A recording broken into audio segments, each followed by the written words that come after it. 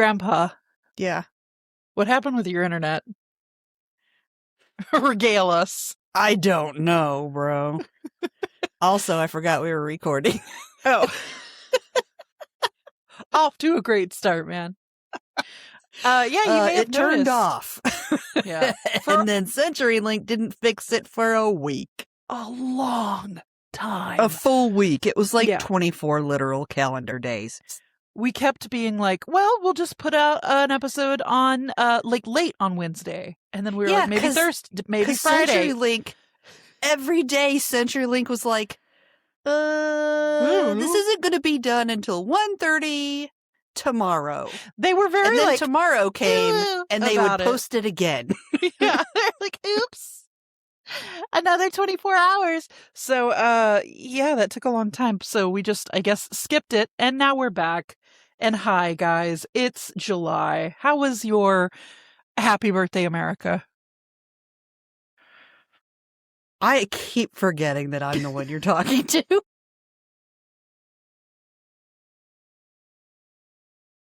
See, my internet went away and I forgot how to do everything. What? I'm like a newborn child. You are an iPad baby now, relearning everything. I absolutely did not celebrate anything about the country. And in fact, the July 4th is oh my God. I celebrated Major, what is his name? Watson? Whatever that guy's name is, who went up in uniform, gave up his entire military career in order to call out that piece of shit in the White House.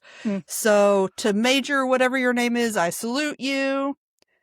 Great salute. I'm sorry that UCMJ has gotcha. Wonderful. Whatever your name is. I can't we will remember, never forget dude. you, man. I can't even remember we're recording and I'm here. That's okay. Look, forget about it. We're not recording. We're just having a conversation among friends. We were supposed to do this live too. I was going to say I was going to move into that. We were going to do it for this one, but perhaps we'll talk about it. So if you are a Patreon at the tier that gets the lives, we've decided that one of those lives, we're going to do something very fun and exciting, is one of the lives will remain the way that they always are. Just bullshit and Mad Libs and Kim taking off her socks and all of that. Sometimes spells. But the other one, y'all are going to get some early access, behind the scenes. And when we record these things once a month, we're going to do it live, which is so scary to think about. So we won't be interacting with chat. I'm sure we'll say hi and stuff. But once we start the episode, you guys will just watch us make the sausage. See how so many things that I say that Charlye removes. Oh, yeah. For our legal protection. We gotta tighten that up. Okay, but we're back with topics and Wait, I have one thing to say. Oh God. You know when you're watching things, I'm going to say Big Brother because I can't remember anything else right now. I'd never watched Big Brother, but this is the example I'm using.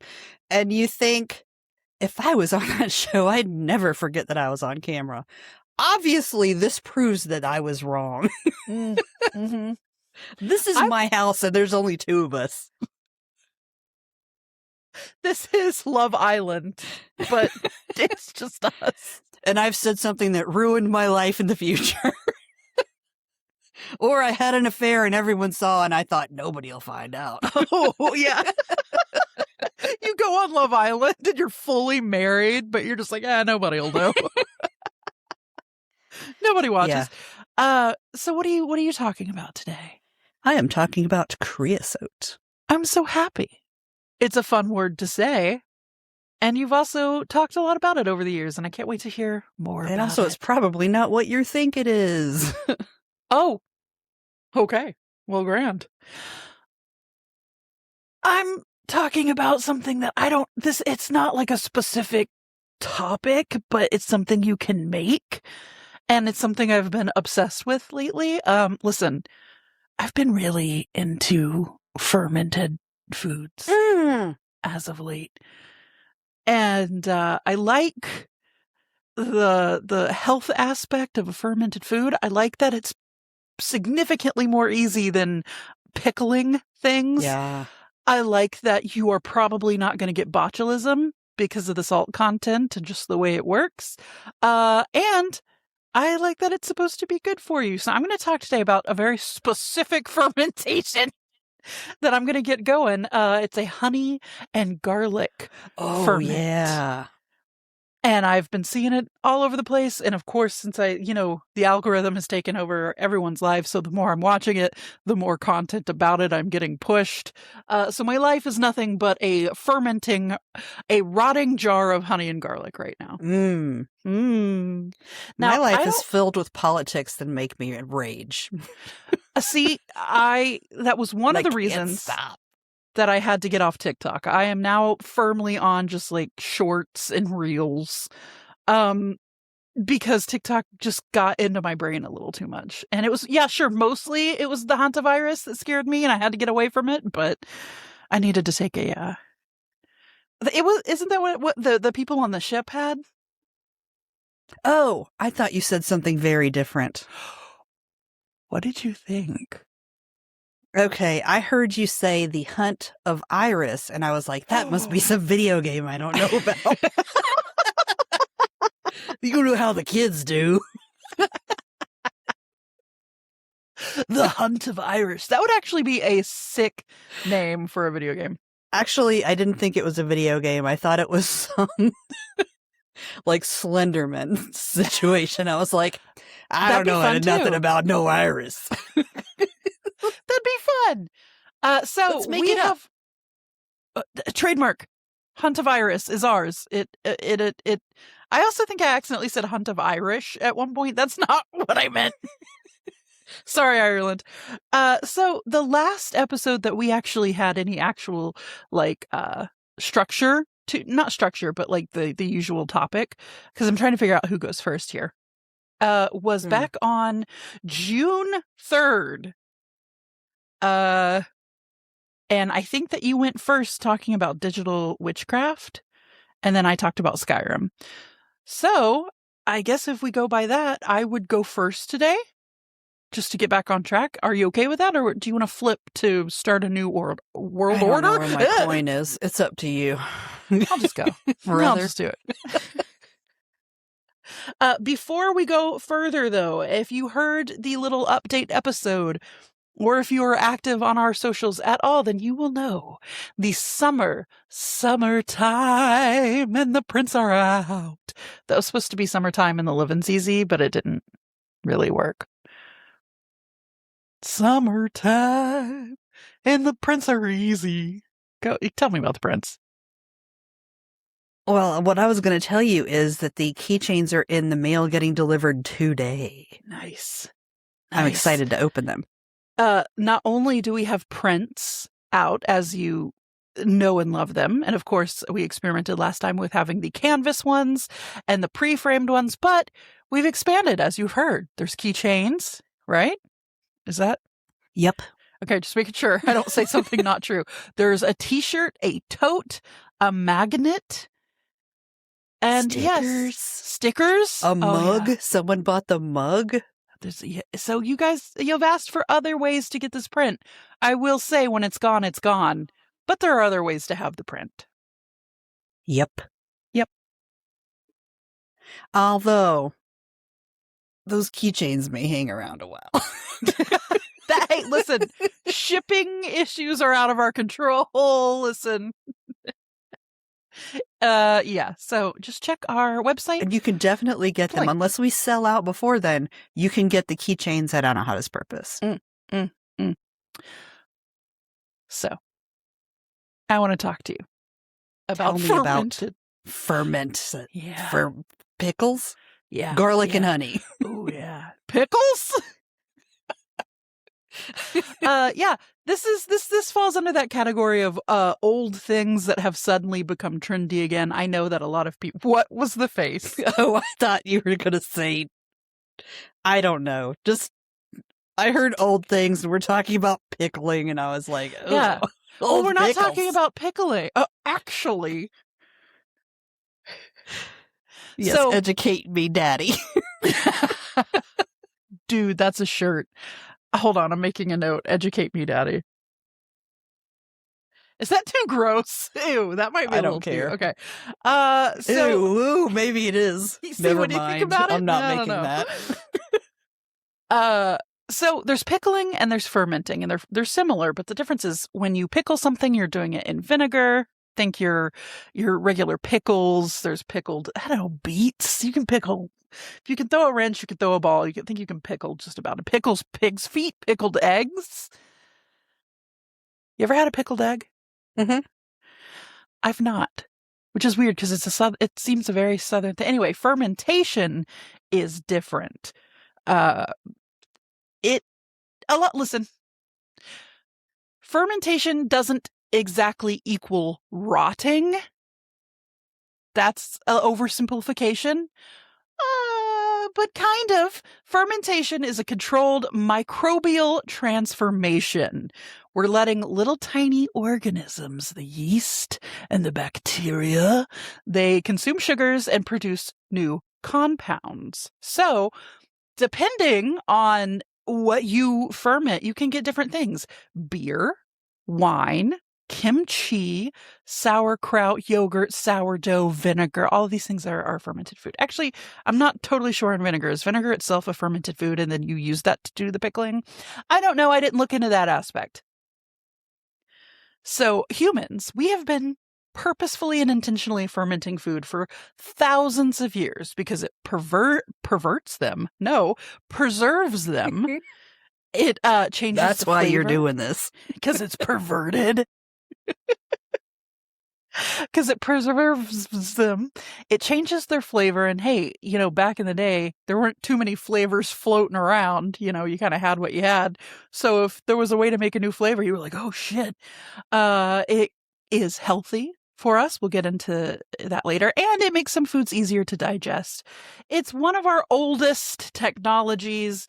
Before refrigeration, there was fermentation.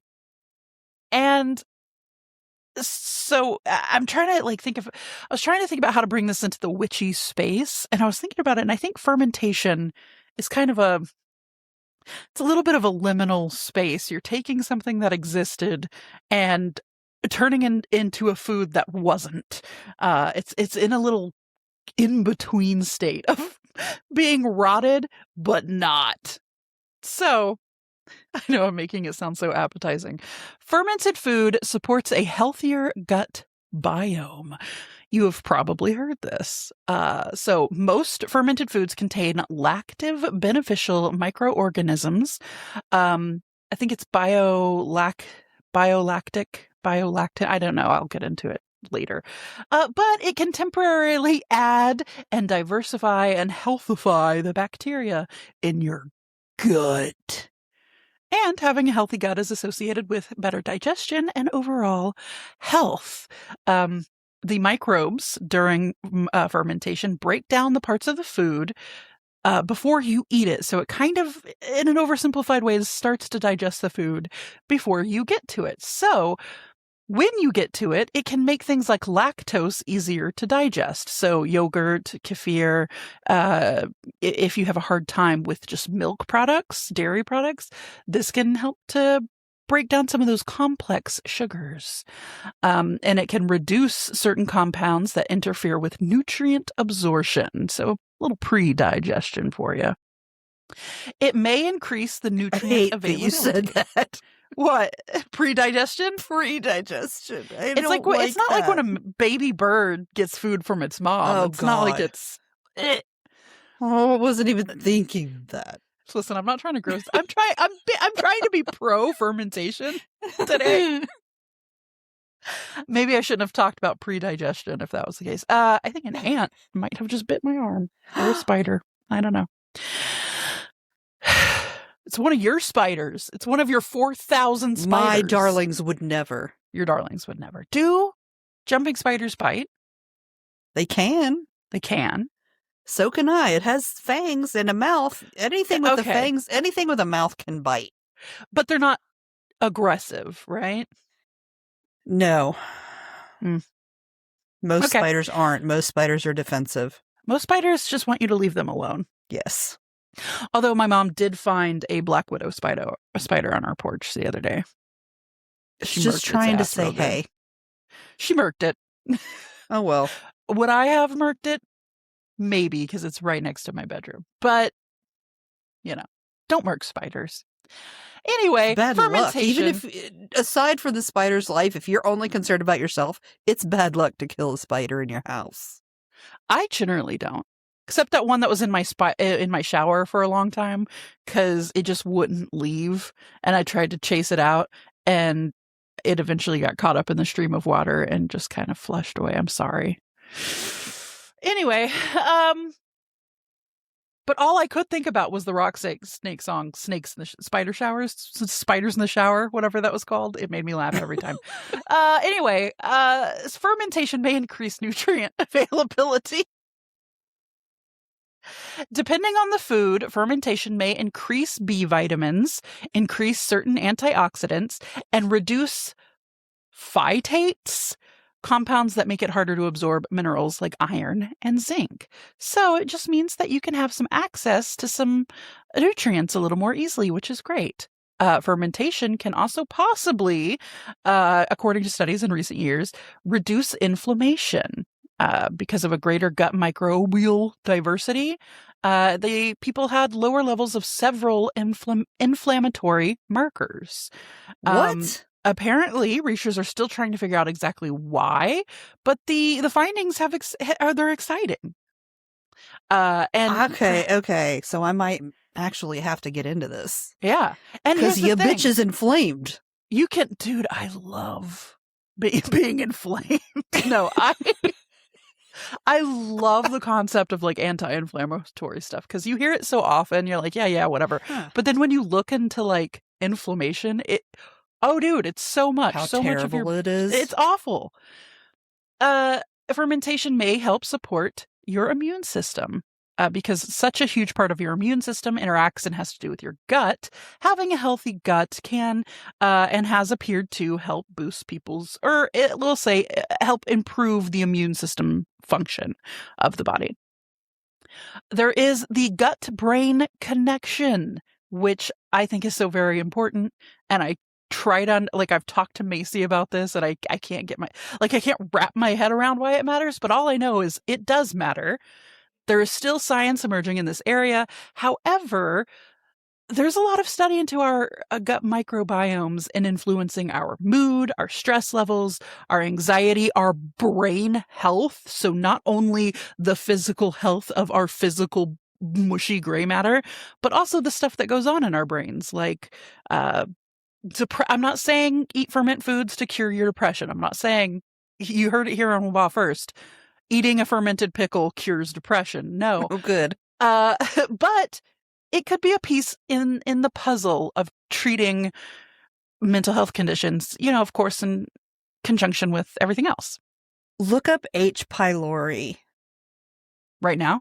How do you spell that? H. period. Okay. Pylori.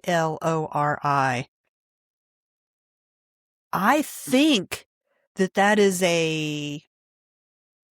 some kind of bacterial infection you can get in your gut that affects your brain processes, like your thinking.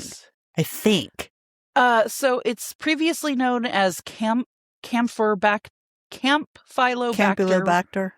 Gram-negative bacterium, best known for its role in infecting the human stomach, often causing gastric ulcers and sometimes stomach cancer. Yeesh. Okay, maybe I was wrong. I've just read the first little sentence there, but I swear that it had some sort of impact on your mental state. Well, here, I'm going to say mental health. Oh, yeah. Research suggests that there is a link between this and mental health. It does not directly cause psychiatric conditions, but gut inflammation, neurotransmitter changes, and several nutritional deficiencies can trigger or worsen symptoms of anxiety and depression. And then they go on to talk about the gut-brain axis connection. Interesting.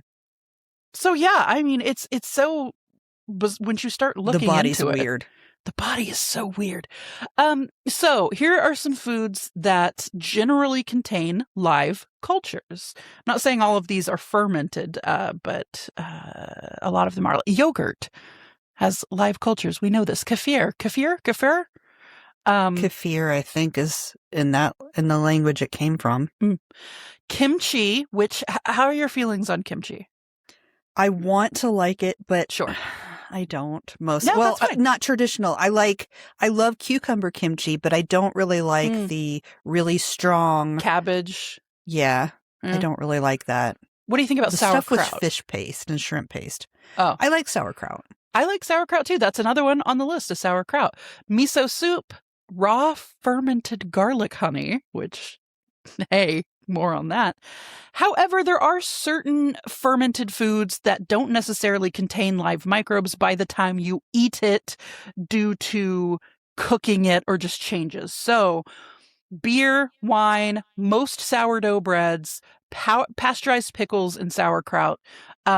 So the pasteurization changes things. So if you're making your own fermented food, it's a little bit different than, getting the stuff at the store that you can get, because things do change when you have to mass produce them and make them shelf stable and yada, yada, yada.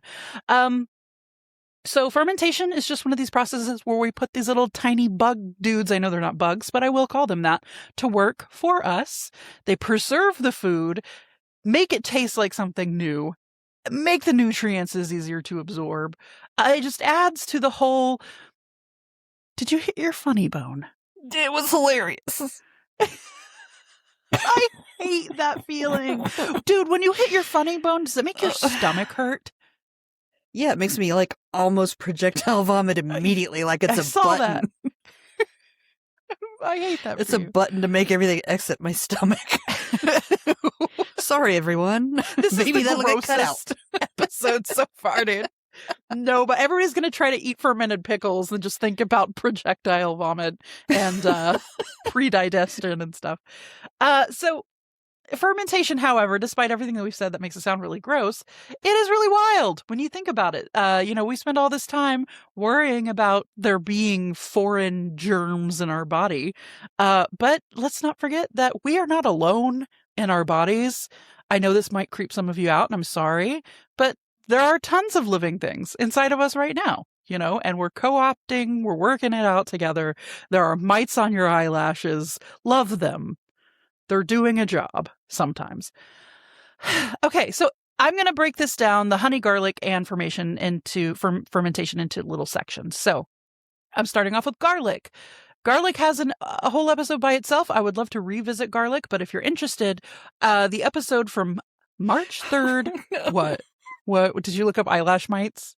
No, I know what that was.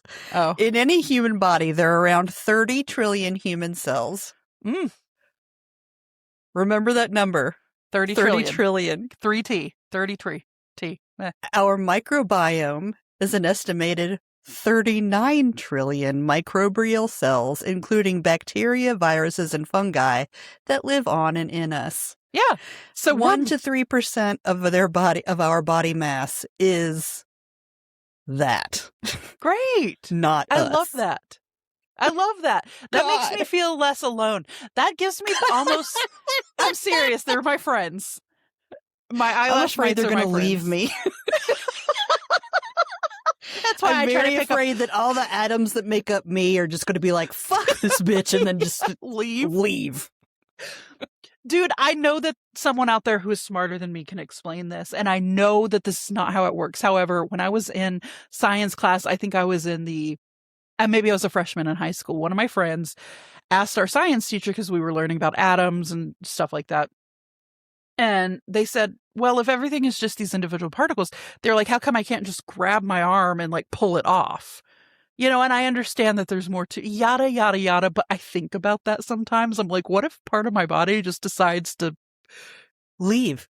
Fuck this bitch. And that's why I try to get every parasite I can so I can have more friends. Okay, listen to the garlic episode. It's called Garlic and Jade. It's episode 137. Came out in 2021.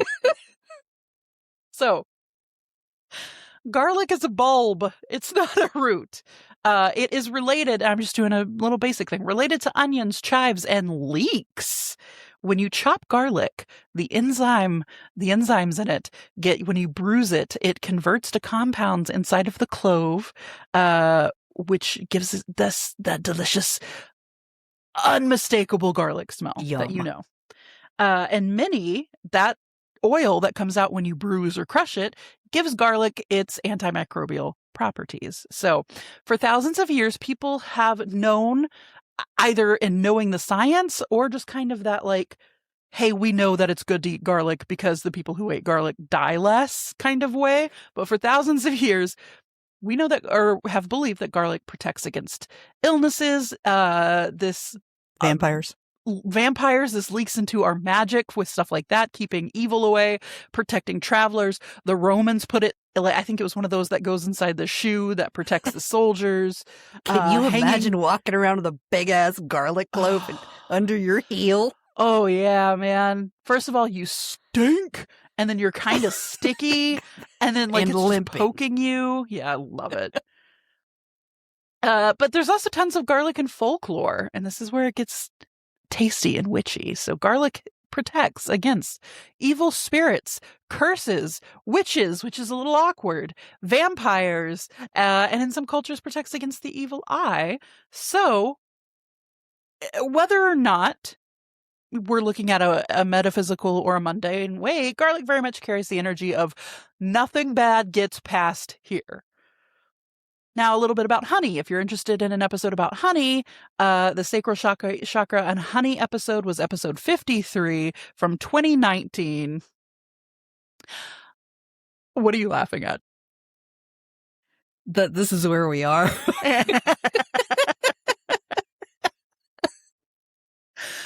Honey is edible sunshine. It's very earthy. It comes from flowers. It's processed by bees. It's stored within everything about honey is alien to me. I think bees are aliens. I think the little wax, like very geometric, like things that they make these perfect hives. That's very alien to me. And then the way that they just make honey, one of the most delicious things that never fucking spoils. Are you kidding me? They're aliens. Oh, yeah. Which, by the way, they're aliens. Strange. Dude, I'm telling you. By the way, if you're into bees, check out that print. Oh, yeah. Not at all. Oops, it's time for me to take my meds. All right, I thought you were going to talk about Skyrim because I just built my first apiary. Yay! Did you build it in Lakeview Manor? Yes. Yeah, hell yeah, I did. So honey will naturally resist spoilage. It's acidic. It contains very little water, and it contains enzymes from the bees themselves. We have found thousands of year old honey that was still recognizable and still shelf stable, basically. And honey across cultures represents abundance, sweetness, prosperity, healing, divine favor, offerings to spirits and gods. What a great offering to give. And I believe, again, it is alien. It's hard to find a magical tradition wherein honey is not considered sacred or important in some way. So, what fermenting does to these things, when you combine them, we kind of get this overlap of mundane and scientific and witchy stuff. So when fresh garlic goes into raw honey, the garlic releases its moisture, and that moisture slightly dilutes the honey. Then natural yeasts and bacteria that were already present in the raw honey begin to ferment, and the jar starts to bubble. And the honey becomes thinner over time, and the garlic becomes soft, and the flavor mellows. So if you're not the kind of person who could crunch into a garlic, clove, you could or couldn't? Could not. Oh, I've tried doing this, and I don't like it. It becomes a little less sharp. And I will say, the taste of fermented foods is funky. Kombucha, some people can't handle it like that. Yeah. Like, what else? Sourdough bread has that stank to it. It has that like sour sharpness to it, right? Kimchi, obviously, sauerkraut. It's got that fucking bite to it. So don't think that because there's honey in it, it's suddenly becoming a candy. This is still almost a medicinal still got a bunch thing. of garlic in it. It's still jam-packed with garlic, but you do get a sweet, funky candy like garlic. And then the honey itself becomes infused with that garlic flavor. So they kind of affect each other, and the fermentation changes the chemistry of the entire mixture. I want to have Charlie's safety corner right now. So, because we appreciate responsible witchcraft here, I want to say, if you do this at home, know what you're doing. Don't just go off what I say. Please look into it. Do your own research. It is important to use like raw unpasteurized honey if you're making a ferment. You need to burp the jar occasionally because fermentation creates gas and it can explode. Do y'all remember that story where Macy was making her kombucha and the glass jars exploded? Yeah. And embedded like 2 inches of thick glass into her wall. If that was her head, she'd be also dead. It exploded so big that it went up the stairs. And listen, if you've been in her house, and I have once or twice, believe it or not, those are far from kitchen. I know the range on this was insane. Be fucking careful, guys. You keep the garlic submerged beneath the honey. If you have little glass weights, you can use those. Never, ever, ever give honey, fermented or otherwise, to babies under 1 year of age because of infant fucking botulism, which we don't get as adults, but babies can, okay? And obviously, if you're relying on this for some kind of stand-in for medical treatment, see a doctor. Okay, there we go. Legally, if you fucking die, it's not on me. I'm sorry. So, to go over... to go over the kind of witchy magical correspondence of these things when they come together, when they ferment together, we've got protection, banishing, health, warding, boundaries, attraction, sweetening, prosperity, friendship, healing. So we're taking the very sweet side of honey that went on about 2 seconds longer than I meant for it to, but I couldn't stop. And then we're taking the kind of offensive, I guess you could say, or the very perfection. No, I'm having a stroke. Protective. I can't talk while you're laughing. It's like I still hear you're going in my head. You're taking a very hard thing and a very soft thing, basically, and you're making a thing that is very, the vibe is very, I protect what I love. I protect my health. I protect my family. It's very protected. It's got that like mom energy, I guess. Like, I'm a sweet, loving caretaker, but I'll fucking kill you. So how do you actually eat fermented garlic honey? Because listen, I'm the type to pop it out of the jar and just eat a clove every day. And some people do that. However, most people will, after putting it in the jar, they will wait for about 3 to 6 weeks for it to go through its fermentation process. Some people let it sit longer, some people, whatever. But once the bubbling starts to slow down, generally it's considered ready to use. So you can pop 1 clove a day straight. And I have no issue with that. And I know a lot of you have no issue with that. However, you might. You can also take a spoonful of the honey. If you're having a sore throat, or if you can use it in conjunction with something like your fire cider. What's it called? Fire cider, something like that. That might be okay. Mm-hmm. You can stir it into teas, after it is cooled slightly, so you don't just cook away the delicate compounds. Drizzle it over roasted vegetables if you're going for like a glazed carrot, where it's still a carrot. It's not candy, but it's got a little sweetness to it. Mix it into salad dressings. Brush it on your roasted chicken or your meat as a glaze. Put it on pizza. So many people online I saw were like, put this on pizza. it's become a thing, and I can't wait to try it. Or just throw it on a little crusty bread with some cheese. Get creative with it. You don't just have to eat the garlic and make a face the whole time. You don't just have to torture doing it. yourself with a mouth of garlic and honey. Did you ever watch to do this? Did you ever watch the movie Sinners? No. I know, but I have not yet. Oh, it's good. There is a part in it where they have to go around in a circle and eat a clove of garlic, and they're very not happy about it. But yeah, so that is my little talk on fermented honey and garlic. And was this perhaps a way just to put it out there that I'm interested in it? Maybe somebody who's really good at this gets in contact with me and tells me about it. Yeah, maybe. But I also wanted to figure out how to make it witchy.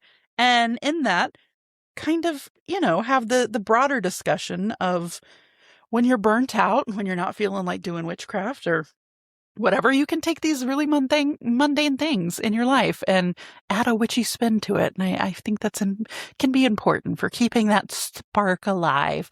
Tell me about creosote. I will, but first, if you have recipes or advice for Charlye, send it to wbahpodcast@gmail.com. Thanks. Thanks, Grambly. Grimbly? I didn't even notice your name today. Grimbly. Thanks, Grandpa. You're welcome. Ride it, my pony. Dude, I have to tell you the story that I told Macy the other day. I think it was yesterday. I don't know why, but pony has been something. You know the song Pony? Yeah. It has been coming up in my life so much for some reason. It just comes on. I put it on shuffle and it just happens. So the other day, driving, Pony comes on and my volume on my car is fucking loud. So I'm just rocking. But the thing is I'm not really into it. You know how when you're into a song, you're singing and you're whatever. Yeah. I'm more like dissociating, staring at the road and just driving, which is fine. But then when I get out of my car, because I had to get out of my car to throw some trash away, I realize there is no sound protection in my car. And the volume that I had it on, you could hear every womp, womp, womp, womp. And I just thought of all the people I passed blaring Pony while my face is just like...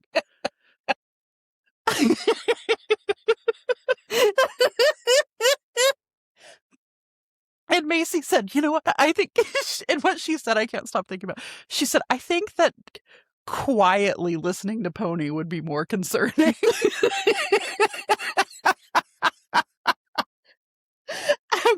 I told her I'm gonna put that in my horror movie, like in Get Out, where the girl is just drinking milk and like eating Fruit Loops, and it's very uncomfortable. I want a scene where somebody's just very quietly listening to Pony. Anyway.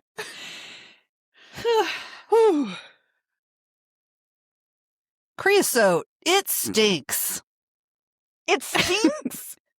It stinks so good, though. It smells really good, in my opinion. Okay. But it does definitely have an odor.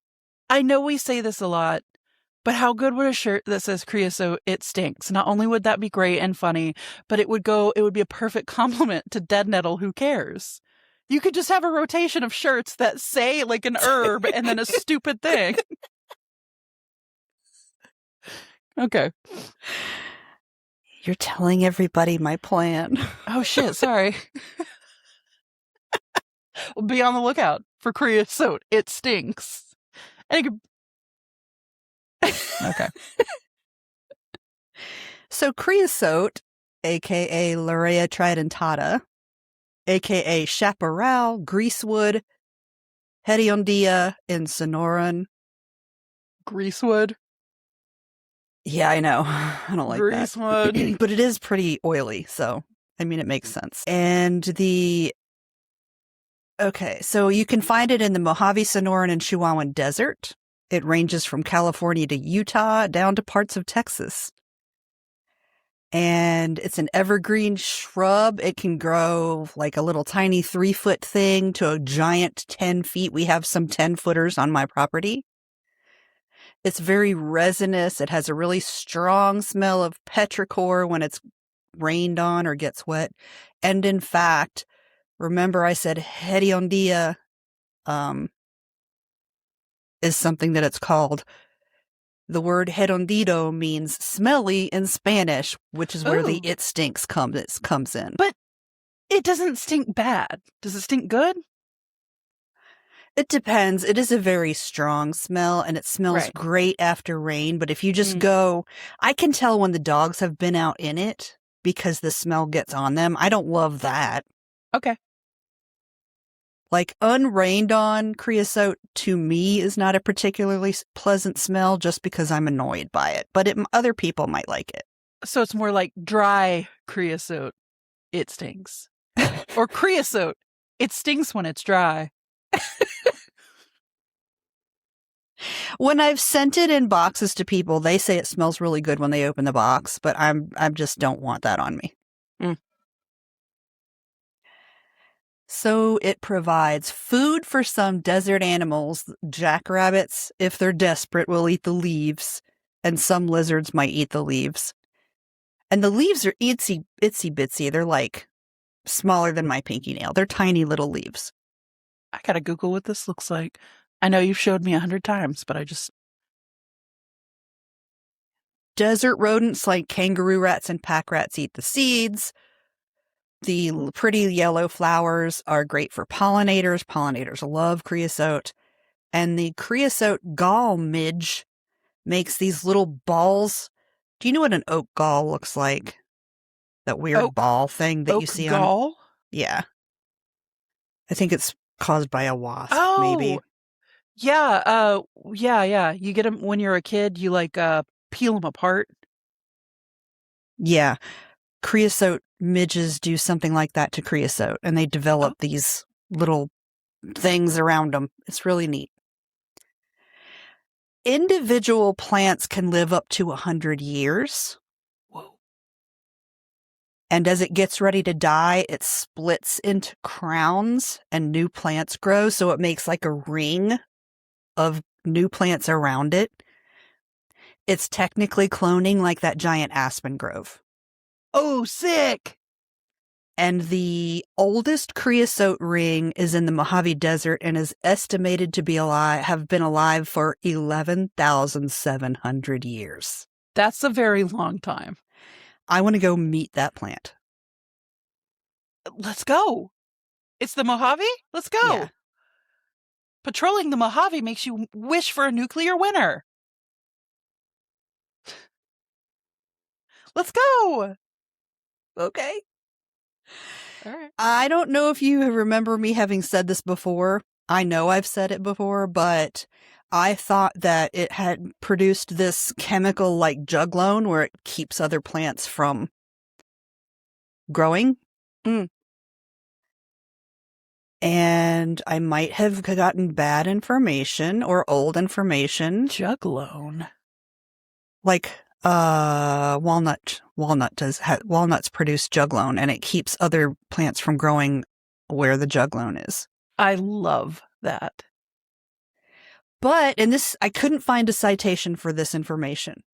And the person I got it from said the same thing, that there's no citation for this. But there's a possibility that the roots of the creosote bush are just more fine and are better at sucking up water that other plants that might grow near it can't get any water because the creosote's just like, mine. And the only other thing I've seen that grows successfully around creosote is brittlebush, which is another one of those determined motherfuckers. So creosote is like the family member at Thanksgiving who doesn't care if you get mashed potatoes. They're taking all of them. Right. All right. But there's no citation available, so that may not be true. Grain of salt. The leaves have a waxy coating, sometimes called greasy. There it is. To prevent water evaporation and to protect against the sun. And if the plant loses all its leaves in summer, it will probably die. Probably, because I've cut the bush down in the dead of summer to where there's not only no leaves, but no above ground plant, and that motherfucker came back because they're determined. Wow. Hell yeah. And it has tiny little yellow flowers, which are very cute. And they turn into little furry seed pods, which are also very cute, like little cat toes. I gotta look them up. It does not like being transplanted, and it's very hard to start from seed. So I don't know why they're all over my property if they're so tender, but mine are not like this description. Look at these. Those are like, fuck you, I'm gonna live. Look at them. It's like little pussy willow toes. Don't say pussy. Sorry.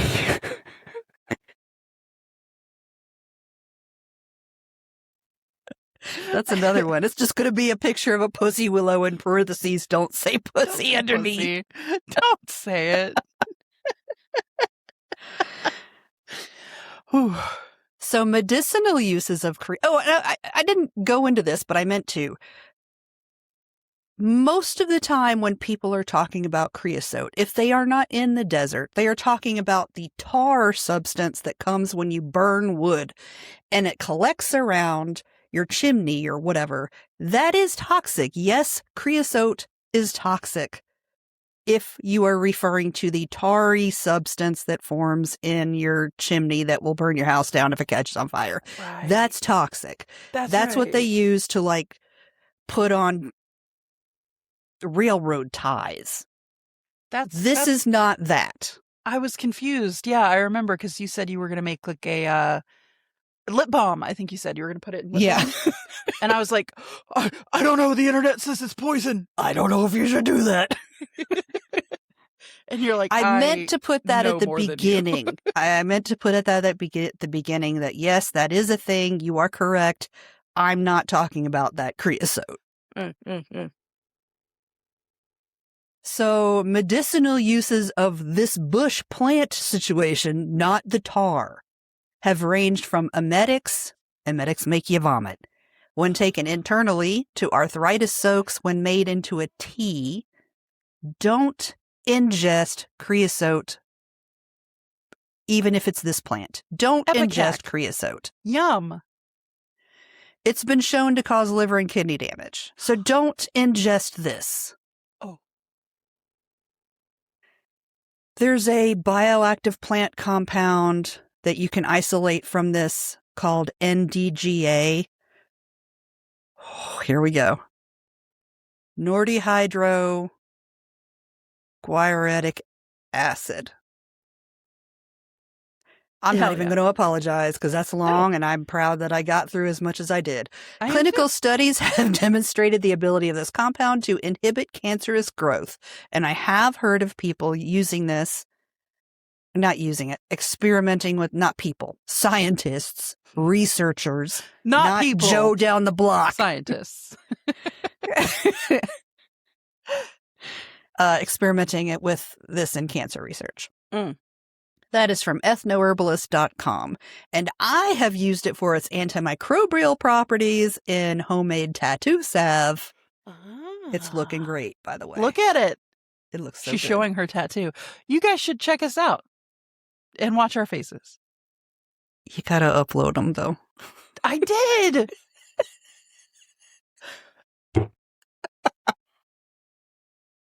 So the metaphys, let's get into the magic. Like all desert plants, in my opinion, you can use creosote for determination and resilience.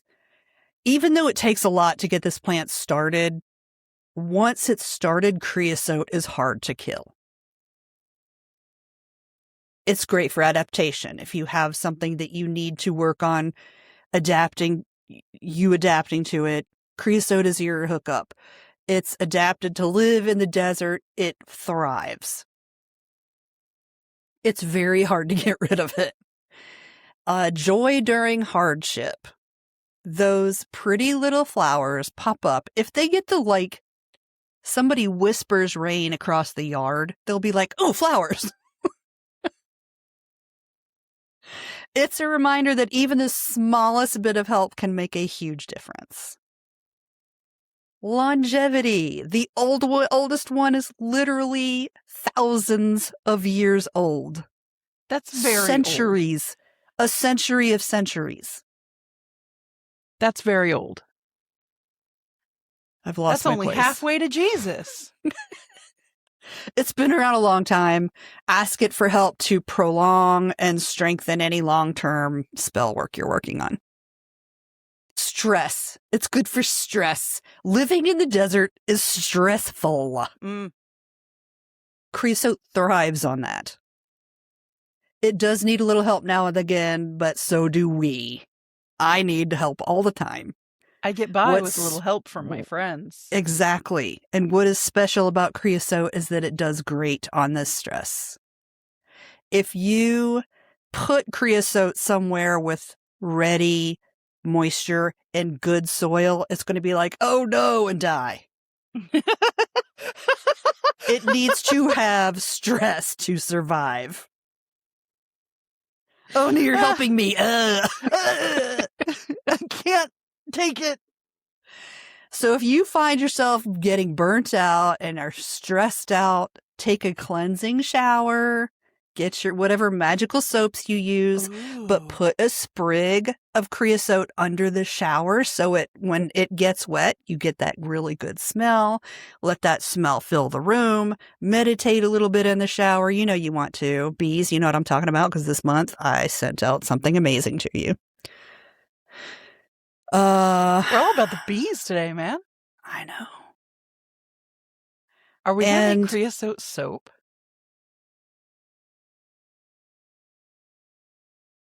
Probably not, because making cold processed soap is a lot. But we could get somebody to do it for us. Do you make soaps and you want to collaborate? Let us know. Midgard. I will mail you a shit ton of creosote if you make us a couple loaves of creosote soap.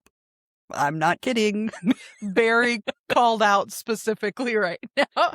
They're sweating like, and that's because I know Midgard, and I know Midgard makes soap, y'all. If there are other soapers, hook us up, hit us up. Midgard is coming to the Whole Thing podcast very soon as well. Yay! Hey, this could all work out, Midgard. Check us out. Okay.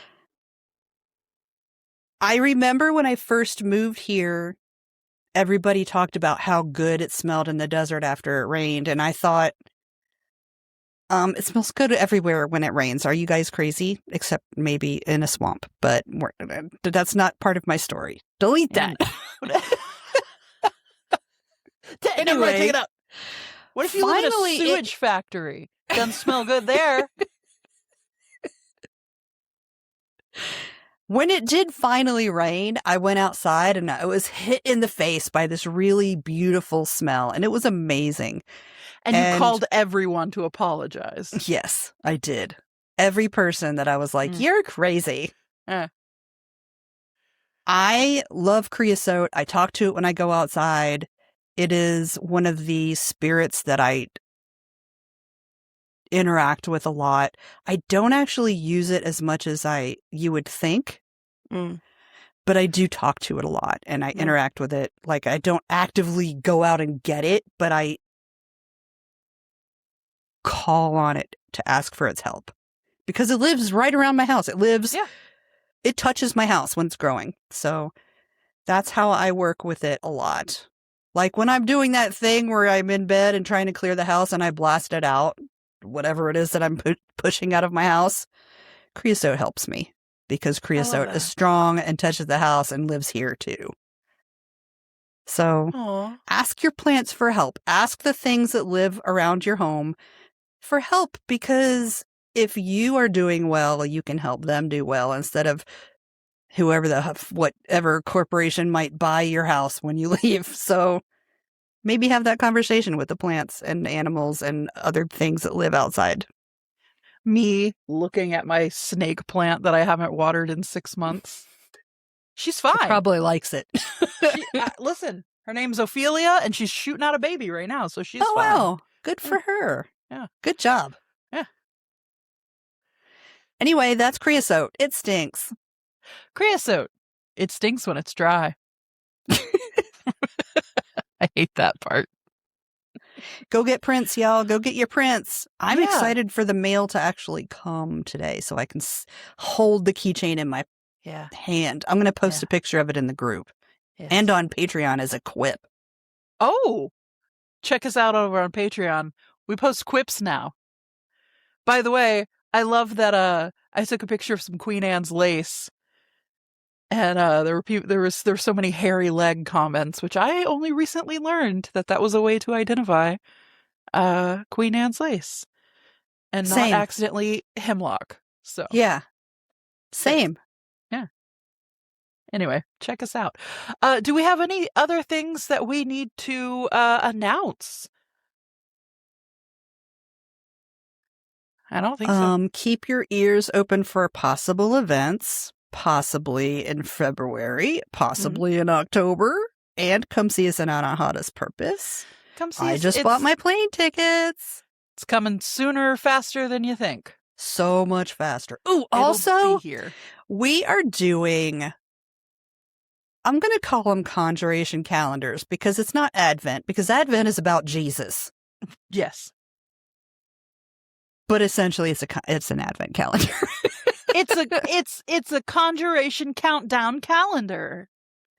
And it's for 12 days, and we are in the process of figuring out what goes in it. We're finalizing that, and maybe some of that creosote soap. Cute. Maybe if we can get that going. I was hoping for some soap to put in there. But we're going to sell them. They're going to go up in the shop probably in September. And then we're going to cut it off mid-October so we have time to make them and ship them in time to get them to you before Yule. Oh. Yes. Yule. I immediately was just thinking Halloween. Sorry. I'm just always thinking about Halloween. You should. That's how it should be. Oh, God, I love candy corn. Okay. I love you, Grandpa, or Gramberly Gimberly, which is so hard for me to say. And I love you, the listener. Goodbye. Bye. Click.